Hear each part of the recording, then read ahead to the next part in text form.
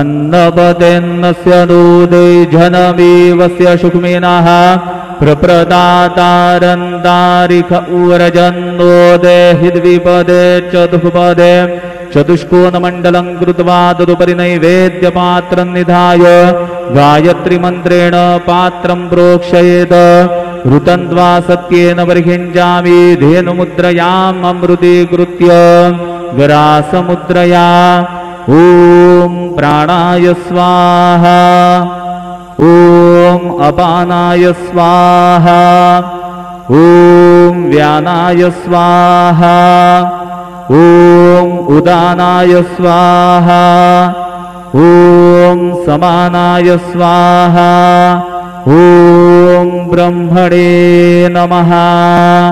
नैवेद्यमध्ये पानीयं समर्पयामि पुनर्नैवेद्यं निवेदयामि।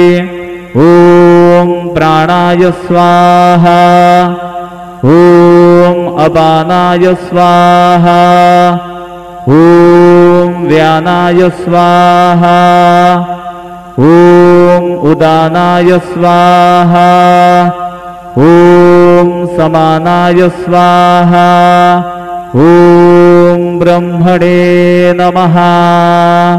नैवेद्यं समर्पयामि हस्तप्रक्षालनं समर्पयामि मुखप्रक्षालनं समर्पयामि शेषोपचारार्थे प्रार्थनापूर्वक नमस्कारं करोमि। श्री सच्चिदानंद सद्गुरु साईनाथ महाराज की जय।